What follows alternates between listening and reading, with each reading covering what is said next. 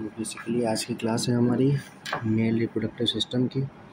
तो हमको mail reproductive system में जितने भी ऑर्गन्स आते हैं वो पढ़ने हैं, उनके फंक्शंस क्या हैं और जो हमारा स्पर्म सेल्स हैं उनका पाथवे टेस्टिस से लेकर के इजैकुलेशन तक सब कुछ आज पढ़ना है। तो पहले तो हम देख लेते हैं what is a male reproductive system. Consist of a numbers sex organs that are part of a human reproductive processes. जो भी ह्यूमन में रिप्रोडक्शन की प्रोसेस होती है, स्पेशली मेल्स में बहुत सारे सेक्स ऑर्गन्स इंक्लूड होते हैं जो कि क्या करते हैं, produces, stores and release the male gametes और स्पर्म। जो मेल गैमेट जिसको हम स्पर्म कहते हैं उसको प्रोड्यूस करेंगे, उसको स्टोर करेंगे और इसको रिलीज़ करेंगे। गैमेट्स को ही बेटा हम सेक्स सेल्स कहते हैं। ठीक है, फिर देख लेते हैं मेल रिप्रोडक्टिव सिस्टम हमारा दो पार्ट में डिवाइडेड है। एक हमारा एक्सटर्नल जेनाइटल ऑर्गन्स और एक हमारे internal genital organs. External genital organs वो ऑर्गन्स होते हैं जो हमको बाहर से विजिबल होते हैं। इंटरनल जेनाइटल ऑर्गन्स वो ऑर्गन्स होते हैं जो हमको बाहर से विजिबल नहीं होते, जो हमारी इंटरनल बॉडी में प्लेस रहता है। तो बाहर के साइड हमारा प्रेजेंट रहता है पेनिस और स्क्रोटम। स्क्रोटम हमारा पाउच लाइक स्ट्रक्चर है जो होल्ड करती है हमारी टेस्टिस को। इंटरनल जेनाइटल ऑर्गन में हमारी आ जाती हैं टेस्टिस, एपिडिडाइमस, वास डिफरेंस और एसेसरी ग्लैंड्स। हमारी 3 एसेसरी ग्लैंड्स आती हैं जो हमारे स्पर्म के नॉरिशमेंट और बाकी चीज़ों में हेल्प करती हैं। सेमाइनल वेसिकल, प्रोस्टेट ग्लैंड और बल्बोयूरेथ्रल ग्लैंड। ये 3 हमारी एसेसरी ग्लैंड्स हैं जो हमें मेल रिप्रोडक्टिव सिस्टम में काम करती हैं। तो ये हमारा डायग्राम है मेल रिप्रोडक्टिव सिस्टम का। एक हमारा साइड व्यू है जिसे हम लेटरल व्यू कहते हैं और एक हमारा फ्रंटल व्यू है ना। तो इसको अच्छे से प्रिपेयर कर लेना है। सबसे पहले पढ़ लेते हैं हम लोग एक्सटर्नल जेनाइटल ऑर्गन्स, पेनिस और scrotum. Penis, a penis is the organ by which the sperm is introduced into the females. ठीक है, पेनिस एक ऐसा ऑर्गन है जिसके हेल्प से हम लोग स्पर्म को फीमेल्स के अंदर इंट्रोड्यूस करवाते हैं। It contains spongy tissue that becomes turgid and erect when filled with blood. इस हमारे पेनिस में कुछ स्पंजी टिश्यू आते हैं जिनका नाम होता है कॉर्पस स्पंजियोसम या कॉर्पोरा कैवर्नोसा। ये 2 हमारे स्पंजी टिश्यू हैं जो हमारे पेनिस के अंदर प्रेजेंट रहते हैं और जब इनके अंदर ब्लड सप्लाई रीच हो जाती है तब ये इरेक्ट हो जाते हैं। इन्हीं स्पंजी टिश्यू को हम क्या कहते हैं, इरेक्टाइल टिश्यू। पहला क्या है, corpus spongiosum. It is a mass of a spongy tissue which is surround urethra and involve in the erection by allowing rushing of a blood into it. इसका मतलब ये जब इन टिश्यू में ब्लड का सर्कुलेशन ज़्यादा होता है तब इनका इरेक्शन के लिए ये हेल्प करते हैं। ठीक है, corpus cavernosa is one of a pair of a sponge-like region of erectile tissue which contain most of the blood in the penis during the penile erection। बेटा दोनों का फंक्शन सेम है, बस डिफरेंस इतना सा है। स्पंजियोसम ये करता है जब उसमें ब्लड फ्लो ज़्यादा होगा तब वो इरेक्टाइल होगा, और कॉर्पस कैवर्नोसा में क्या होता है, जब पेनाइल इरेक्शन हो जाता है उसके बाद मोस्ट ऑफ द ब्लड यहीं पर आकर के फिल हो जाता है। ये बस डिफरेंस है ना। फिर क्या आता है हमारा urethra. Urethra is a tube within a penis that convey semen out of the body during the ejaculation. Urethra बेटा एक ऐसी ट्यूब है जो कन्वे करती है सीमेन को इजैकुलेशन के टाइम बाहर, बॉडी के बाहर जाने में। अब बेटा ये एक कॉमन पाथवे है, इसी से हमारा सीमन भी बाहर जाता है, इसी से हमारा यूरिन भी बाहर जाता है। ग्लैंड्स क्या है, the rounded highly sensitive head of the penis. जो पेनिस का हेड होता है जो डोम शेप का होता है उसे हम क्या कहते हैं, ग्लांस कहते हैं। फिर क्या है, prepuce, a fold of a skin covering the head of a penis. जो पेनिस के ऊपर कवरिंग होती है हेड की उसे क्या कहते हैं हम लोग, प्रीप्यूसे, वो स्किन की कवरिंग होती है।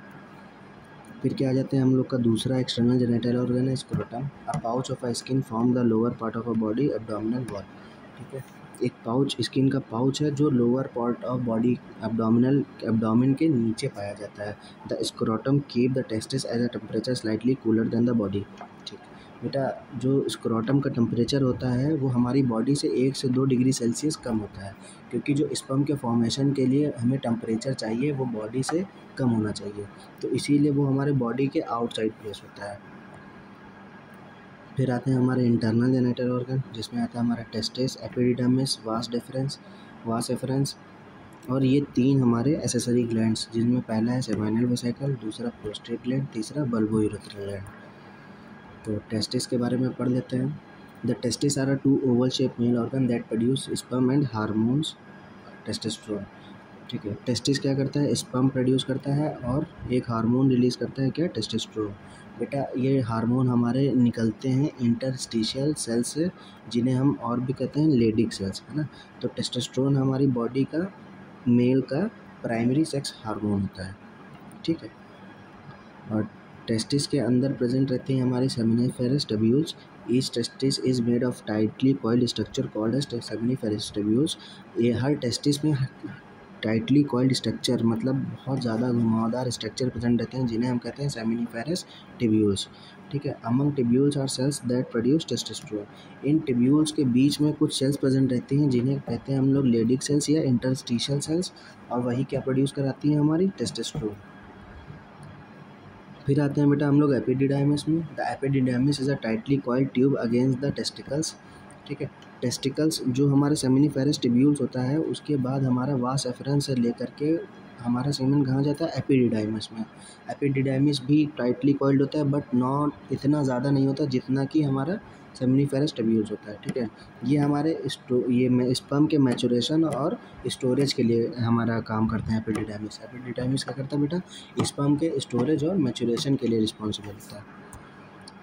फिर उसके बाद हम आ जाते हैं, हमारा एपिडिडाइमिस के बाद स्पर्म पहुंच जाता है वास डिफरेंस में, जिसे हम डक्टस डिफरेंस भी कहते हैं। The vas deferens is a thin tube that start from the epididymis to the urethra.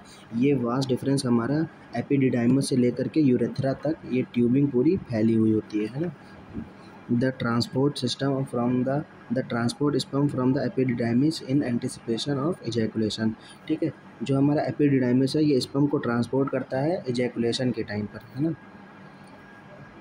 फिर क्या आती है हमारी तीन सेमाइनल वेसिकल, तीन एसेसरी ग्लैंड्स। पहली है जो सेमाइनल वेसिकल, दूसरी है प्रोस्टेट ग्लैंड, तीसरी है बल्बोयूरेथ्रल ग्लैंड। तो ये ग्लैंड क्या काम करती हैं, this gland produce nourishing fluid from the sperm. ये जो हमारा स्पर्म आ रहा था बन करके टेस्टिस से, उसको नॉरिशमेंट प्रोवाइड करती हैं। ठीक है, तब वो जाकर के कहाँ एंटर हो जाता है, यूरेथ्रा में। तो देखते हैं पहली क्या है, seminal vesicle. It is a sac like structure attach to the vas deferens at one side of the bladder. ये ब्लैडर के एक साइड प्रेजेंट रहती है और कैसी है, सैक लाइक स्ट्रक्चर है ना। फिर they produce a sticky yellowish fluid that contains fructose. तो फ्रक्टोज बेटा क्या है, एक तरह का कार्बोहाइड्रेट है। तो कार्बोहाइड्रेट क्या करते हैं, हमें एनर्जी प्रोवाइड करते हैं। तो सेम यहाँ पर ये जो फ्रक्टोज है, ये हमारे स्पर्म को लोकोमोशन के लिए एनर्जी प्रोवाइड करेगा। ठीक है, सेमाइनल वेसिकल से क्या मिलता है, स्पर्म को फ्रक्टोज मिलता है। ठीक, फिर क्या आती है हमारी द प्रोस्टेट ग्लैंड, है ना। Prostate gland surround the ejaculatory duct at the base of a urethra. Urethra के बेस पर ये प्रेजेंट रहती है, ब्लैडर के नीचे। ठीक है, the prostate gland is responsible for the making the production of a semen, a liquid mixture of a sperm cell and a prostate fluid and seminal fluid, है ना। तो बेटा सेमाइनल फ्लूइड मतलब जो हमें फ्रक्टोज मिला था और जो हमारा स्पर्म आया था और जो ये प्रोस्टेट ग्लैंड अपना फ्लूइड रिलीज करती है, ये तीनों मिल करके हमारे स्पर्म को क्या बना देते हैं बेटा, सीमन बना देते हैं। ठीक है, हमारा प्रोस्टेट फ्लूइड, हमारा सेमाइनल फ्लूइड और जो हमारा स्पर्म टेस्टिस से बन करके आ रहा था, वो तीनों मिल करके अब क्या बन गया है, सीमन बन गया है। ठीक है, फिर उसके बाद आते हैं हमारे बल्बोयूरेथ्रल ग्लैंड। ये हमारी, इसी को हम कॉपर्स ग्लैंड भी कहते हैं। ये पेयर में प्रेजेंट होती हैं। ठीक है, the bulbourethral gland are two small gland located on the sides of a urethra. Urethra के दोनों साइड पर प्रेजेंट रहती हैं, प्रोस्टेट ग्लैंड के जस्ट बिलो। ठीक है, these gland produce a clear slippery fluid that empties directly into the urethra. ठीक, ये क्या करती हैं, ये एक ऐसा स्लिपरी फ्लूइड प्रोवाइड करती हैं सीमन को। जो हमारा सीमन होता है वो बहुत ही स्टिकी और स्लिपरी होता है। तो वो जो वो चिपचिपापन है वो कहाँ से मिलता है हमको, कॉपर्स ग्लैंड से। ठीक है, तो देख लेते हैं, the main function of is to produce sperm cell and deliver them into the female reproductive system. ठीक है, जो हमारा मेन फंक्शन है मेल रिप्रोडक्टिव सिस्टम का, वो स्पर्म को प्रोड्यूस कराना और उसको डिलीवर कराना कहाँ, फीमेल रिप्रोडक्टिव सिस्टम में। क्योंकि जो हमारा सीमेन है वो जब हमारा ओवा से जो हमारा सीमन है जब वो ओवा से फर्टिलाइज करता है, तभी तो जाइगोट बनेगा, तभी तो आगे रिप्रोडक्शन की प्रोसेस बढ़ेगी। ठीक, it consist of external and internal genitalia. जो हमारा मेल रिप्रोडक्टिव सिस्टम है वो दो पार्ट में डिवाइडेड है, एक्सटर्नल जेनेटिलिया और internal genitalia, which are essential for a continuous reproduction of life. जो कि एसेंशियल है हमारी आगे जनरेशन को बढ़ाने के लिए, जिसे हम कहते हैं रिप्रोडक्शन ऑफ लाइफ। ठीक, फिर हम देख लेते हैं स्पर्म क्या है। फंक्शन क्या होता है स्पर्म का? To move and carry genetic information to the egg. जो हमारा मेल का एग के अंदर तो अपना जेनेटिक मटेरियल है फीमेल्स का, है ना, बट जो मेल का जेनेटिक मटेरियल है वो कौन कैरी करेगा? स्पर्म कैरी करेगा, यही उसका मेन फंक्शन है। अब स्पर्म के स्ट्रक्चर पे आ जाते हैं। सबसे ऊपर हमारा प्रेजेंट रहता है head, the large head region of a sperm that contains DNA. जो हमारा डीएनए होता है मेल का, वो कहाँ प्रेजेंट रहता है? स्पर्म के हेड पोर्शन में, ठीक है। और उसके ऊपर एक कवरिंग रहती है एक्रोसोम की। एक्रोसोम प्रोटेक्शन प्रोवाइड करता है। जब ये हमारा स्पर्म फीमेल्स की बॉडी के अंदर इंटर करता है तो वजाइनल में कुछ एसिडिक नेचर होता है, तो उससे प्रोटेक्शन के लिए कौन रिस्पॉन्सिबल होता है? हमारा एक्रोसोम। फिर क्या आता है हमारा mid piece, the narrow middle part of a cell that contains mitochondria. Sperm को एनर्जी भी तो चाहिए बेटा आगे लोकोमोशन के लिए, तो वो कौन प्रोवाइड करता है? हमारे मिड बीस में प्रेजेंट माइटोकॉन्ड्रिया। फिर लास्ट में क्या है? Tail, the wave like motion of a flagellum propels that sperm forward. ठीक है, एक टेल प्रेजेंट रहती है फ्लैजेला की तरह, जो हमारे स्पर्म को आगे बढ़ने के लिए, आगे की तरफ मोशन करने के लिए रिस्पॉन्सिबल होता है। फिर हम लोग देख लेते हैं स्पर्मेटोजेनेसिस क्या होता है बेटा। स्पर्मेटोजेनेसिस एक ऐसी प्रोसेस होती है जिसके थ्रू हम लोग स्पर्म का फॉर्मेशन करवाते हैं, ठीक है। ये कहाँ पर? ये हमारे सेमिनिफेरस ट्यूब्यूल्स, जहाँ पर स्पर्म का फॉर्मेशन होगा वहीं तो स्पर्मेटोजेनेसिस की प्रोसेस होगी। तो ये हमारी प्रोसेस कहाँ पर होती है? सेमिनिफेरस ट्यूब्यूल्स में। तो सबसे पहले क्या होता है हमारे पास? प्रीमोर्डियल जर्म सेल्स होते हैं। प्रीमोर्डियल जर्म सेल्स क्या बनाते हैं? हमारे स्पर्मेटोगोनियम। हमारी प्रीमोर्डियल जर्म सेल्स क्या बनाती हैं? सबसे पहले स्पर्मेटोगोनियम। स्पर्मेटोगोनियम बेटा डिप्लॉयड होते हैं। और हमारी बॉडी में दो तरह की डिवीज़न होती हैं, एक माइटोटिक डिवीज़न होती है और एक मियोटिक डिवीज़न होती है। जो बेटा माइटोटिक डिवीज़न होती है वो रेप्लिकेशन, मतलब रेप्लिकेट करती है ना, वो चीज़ों को रेप्लिकेट करती है, मतलब एक के जैसा दूसरा बनाती है।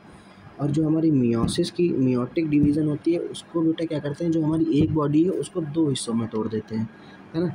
मतलब ऐसे समझ लेते हैं कि हमारे पास एक कोई भी बॉडी है, ठीक, उसकी हम फ़ोटो कॉपी कर रहे हैं, मतलब तो जो हमारी ओरिजिनल बॉडी है उससे तो कोई हमें नुकसान नहीं हो रहा, ना उसमें कोई चीज़ें कम हो रही है, कोई भी रिडक्शन नहीं हो रहा है, तो वो उसकी फ़ोटो कॉपी होगी। तो ऐसा होता है माइटोटिक में, ठीक।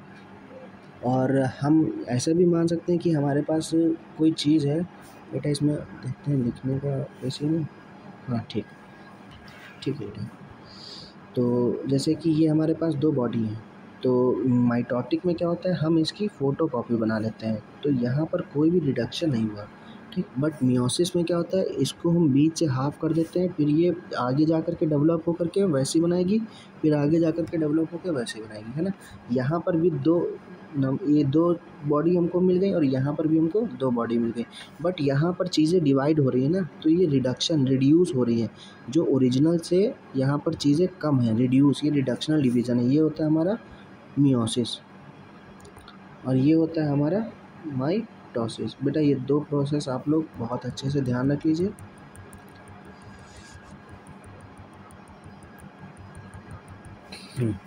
तो जो हमारी प्रोसेस होती है उसमें ट्रांसफ़र क्या होता है? क्रोमोसोम ना, न्यूक्लिक मटेरियल क्या है? क्रोमोसोम है ना बेटा। तो माइटोटिक डिवीज़न में कोई भी क्रोमोसोम का रिडक्शन नहीं होता, बट मियोसिस में रिडक्शन क्रोमोसोम का हो जाता है। तो हमारी ह्यूमन नेचर में, ह्यूमन बॉडी में 23 पेयर ऑफ क्रोमोसोम होते हैं या 46 नंबर ऑफ क्रोमोसोम होते हैं।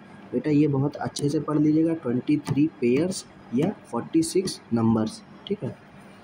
तो सबसे पहले जो हमारा स्पर्मेटोगोनियम है वो डिप्लॉयड है। डिप्लॉयड का मतलब होता है बेटा 2n।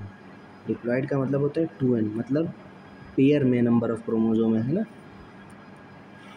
फिर क्या होता है? जब उसमें माइटोटिक डिवीज़न होगी, मतलब किसी भी तरह का डिवीज़न नहीं होगा, तो फिर क्या बनती है? हमारी प्राइमरी स्पर्मेटोसाइट्स, ठीक है। प्राइमरी स्पर्मेटोसाइट्स में भी 2n का नंबर होगा क्योंकि वहाँ पर माइटोटिक डिवीज़न हुई है। फिर उसके बाद एक और डिवीज़न होती है मियोसिस की। अब मियोसिस की डिवीज़न हो रही है तो रिडक्शनल डिवीज़न है ना, चीज़ें रिड्यूस हो गई थी, तो 2n से मतलब डिप्लॉयड से हमारा नेचर कैसा हो जाएगा? हैप्लॉयड हो जाएगा, है ना। तो सेकेंडरी स्पर्मेटोसाइट्स कैसी होती है बेटा? हैप्लॉयड होती है। फिर उसके बाद सेकंड मियोटिक डिवीज़न हो रहा है, तो बेटा यहाँ पर जो स्पर्मेटिड्स बन रहे हैं, तो मियोटिक डिवीज़न में कोई भी रिडक्शन नहीं होता, तो इसकी वजह से जैसे ही हमारे स्पर्मेटोसाइट्स, सेकेंडरी स्पर्मेटोसाइट्स हैप्लॉइड थी, तो हमारे स्पर्मेटिड्स भी क्या होते हैं, हैप्लॉइड होते हैं। तो वही स्पर्मेटिड्स आगे चल करके स्पर्म सेल्स का फॉर्मेशन कर देते हैं। यही बेटा हमारी प्रोसेस होती है स्पर्मेटोजेनेसिस की।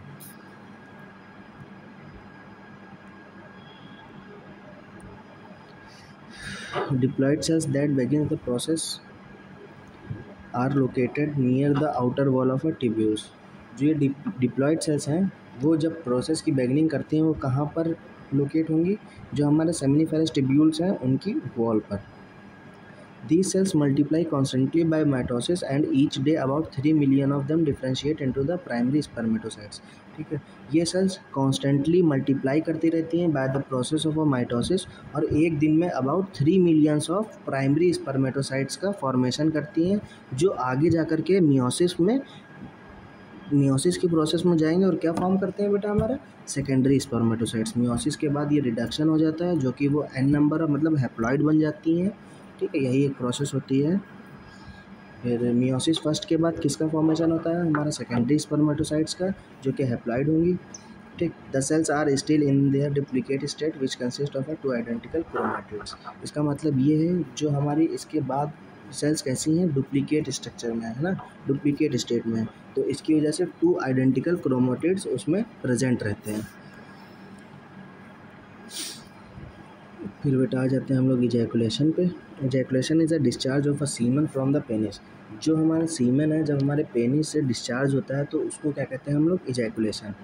ठीक, during orgasm the semen is forcefully expelled from the body by strong muscular contraction of a sperm ducts.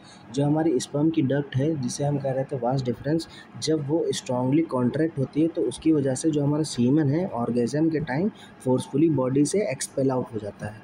ठीक है बेटा, तो एक बार हम लोग स्पर्म का पाथवे पढ़ लेते हैं। सबसे पहले स्पर्म का फॉर्मेशन कहाँ होता है, टेस्टिस। टेस्टिस के किस पार्ट में, सेमिनिफेरस टिब्यूल्स। सेमिनिफेरस टिब्यूल्स के बाद वो कहाँ से पहुँचता है, हमारा एपिडिडाइमस में। एपिडिडाइमस से हमारा स्पर्म कहाँ पहुँचेगा, वास डिफरेंस में। वास डिफरेंस के बाद बेटा 3 हमारी एसेसरीज ग्लैंड आ रही थी, जिसका पहला नाम था सेमाइनल वेसिकल, फिर प्रोस्टेट ग्लैंड, फिर बल्बो यूरेथ्रल ग्लैंड, फिर उसके बाद हमारा कहाँ चला जा रहा था, यूरेथ्रा में, है ना। और इस डक्ट को क्या करे थे, इजैकुलेटरी डक्ट। ठीक है, ये हमारा सीमन का पाथवे है, सब लोग एक बार अच्छे से याद कर लीजिएगा।